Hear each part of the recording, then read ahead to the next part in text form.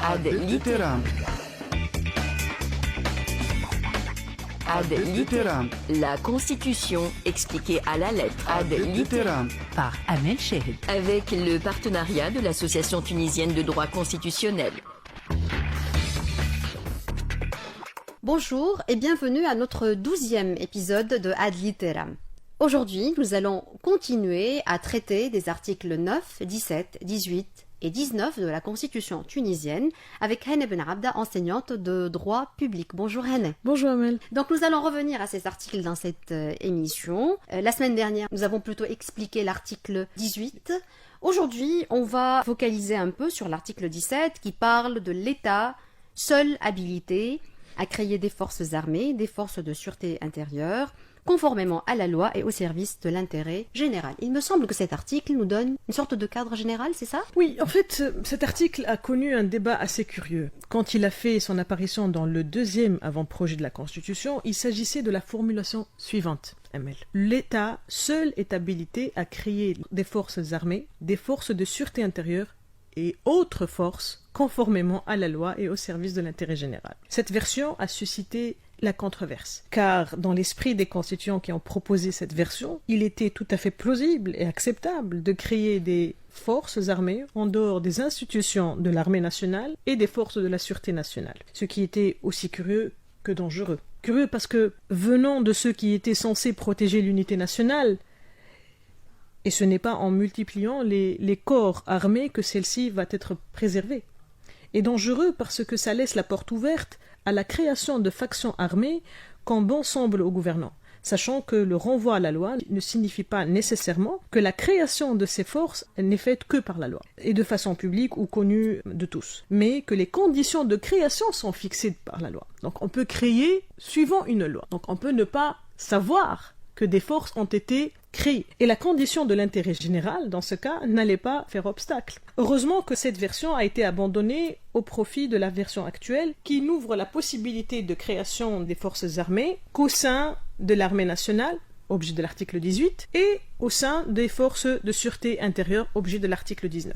D'accord. Les forces armées et les forces de sûreté ne peuvent être créées et réglementées que conformément à un texte de loi et non pas des décrets présidentiels ou gouvernementaux, et leur création ne peut se faire que dans le but de servir l'intérêt général. Ad litteram. Avant de vous poser la question sur cette notion d'intérêt général, quelle est la différence entre forces armées et forces de sûreté nationale ? En fait, là on parle de l'armée nationale et la sûreté nationale. C'est la police. C'est la police. C'est la police. D'accord. Pour que les choses soient claires claires pour les auditrices et les auditeurs. Revenons à cette notion de l'intérêt général. Qu'est-ce que l'intérêt général et comment est-ce qu'on rend service à l'intérêt général ?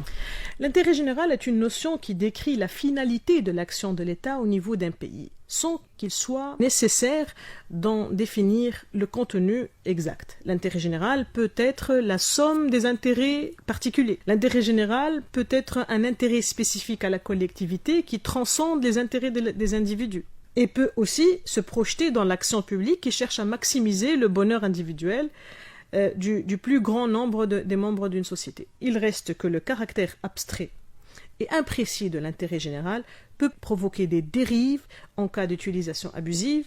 C'est ainsi qu'il faut absolument que les critères de l'intérêt général dans la création des forces armées et des forces de sûreté intérieure soient précisément définis par une loi obéissant aux conditions de constitutionnalité et respectant les droits et libertés. L'article 19 nous parle particulièrement de la sûreté nationale. La sûreté nationale est républicaine, ses forces sont chargées de maintenir la sécurité et l'ordre public, de protéger les individus, les institutions et les biens, et d'exécuter la loi dans le respect des libertés et de la neutralité totale. Il s'agit des forces de la police aussi, Hane, ou d'autres composantes ? Effectivement, Amel, il s'agit de ce qu'on appelle communément la police, c'est-à-dire toutes les forces qui sont sous la tutelle du ministère de l'Intérieur, ou détaché de celui-ci auprès de la présidence de la République ou auprès du ministère de la Justice. D'accord. Cet article dit qu'elle est républicaine. Comment ou quels en sont les indices ou les conditions ? Comment on peut reconnaître ou comment on peut réellement créer des forces de la sûreté nationale qui seraient républicaines ? Ce qui a été dit concernant l'armée, républicaine vaut aussi pour les forces de sûreté républicaines.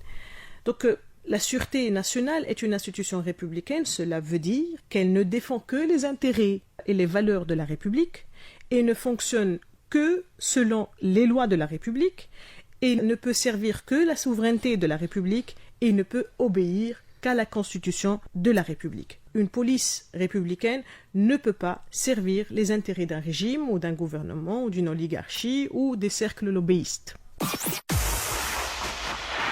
Ad litteram. Selon cet article 19, cette sûreté nationale ou ces forces sont chargées de maintenir la sécurité et l'ordre public, de protéger les individus et les biens, d'exécuter la loi. Alors, où est-ce que s'arrête le devoir des forces de l'armée et où commence celui des forces de la sûreté nationale? Tout comme le fait l'article 18 concernant l'armée nationale, l'article 19 confie aux forces de la sûreté des missions précises, comme vous venez tout juste d'énumérer, Siramel. Maintenir la sécurité et l'ordre public, d'ailleurs pour cette raison on parle souvent des forces de l'ordre, la notion d'ordre public recouvre bien évidemment le bon ordre, la sécurité, la salubrité, la tranquillité publique. Ce qui veut dire que dans cette acception des choses, la sécurité est un des éléments de l'ordre public. Il reste que la sécurité demeure un droit indépendant, profitant à chacun, et c'est dans ce sens que la police a un devoir de le protéger. La sûreté nationale est tenue de protéger les individus, les institutions publiques et privées, et les biens publics et privés. La police se voit aussi confier la lourde mission d'exécuter et de faire exécuter la loi, car elle est la seule autorité qui détient perpétuellement la faculté de contraindre les personnes à appliquer la loi. Elle a le pouvoir de coercition au quotidien. Et c'est là une première différence avec les forces de l'armée. Les forces de l'armée ont une mission qui n'entre pas en relation quotidienne avec les civils, citoyens ou étrangers, et elles ne le sont que lorsque les autorités civiles les appellent en renfort, en cas de crise majeure. Par contre, les forces de sûreté, elles, sont en continue relation avec les civils, soit pour les protéger, soit pour les contraindre à respecter la loi. Le travail de ces forces armées ou de ces forces de la sûreté nationale est conditionné dans cet article par, d'une part, le respect des libertés et d'une autre part, la neutralité totale. Si on explique ces deux points. Le travail de la police est cadré par deux obligations. La neutralité, c'est-à-dire l'abstention de prendre parti dans le jeu politique où les intérêts économiques, financiers, les communautés religieuses ou sociales ou ethniques ou autres. Ignorer ce droit revient à biaiser le fondement de la relation entre l'État et ses citoyens. Car, dans un État civil fondé sur la citoyenneté et la primauté du droit, comme le stipule l'article 2, l'application des lois doit se faire sans aucune distinction et la protection doit profiter à tous sans aucune discrimination. La deuxième obligation incombant à la police dans l'exécution de sa mission d'appliquer la loi est le respect des libertés.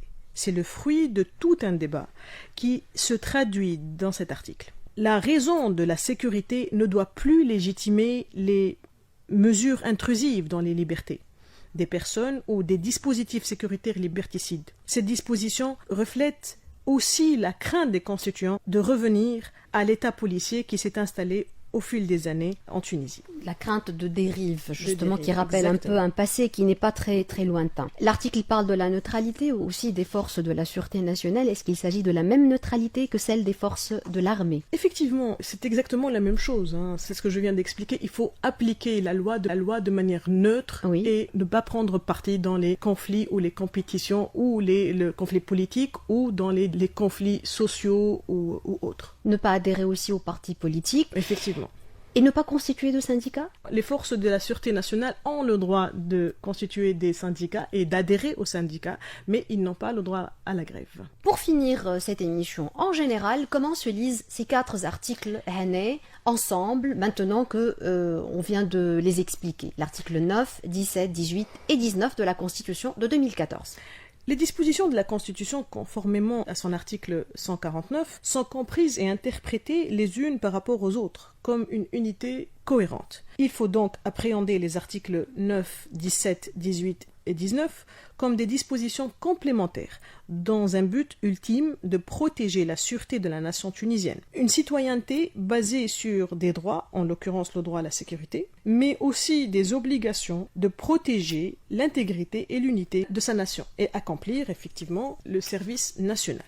Ce droit à la sécurité passe par une sécurité nationale confiée à des institutions républicaines et neutres qui obéissent à des conditions constitutionnelles et légales, qui respectent les droits et libertés et qui ne peuvent pas être réduites à servir des intérêts politiques. Merci infiniment Henna Ben Abda pour toutes ces explications, ces éclaircissements concernant ces 4 articles. Merci et à une prochaine émission. À la prochaine, merci. Ad Literam par ML Shehed.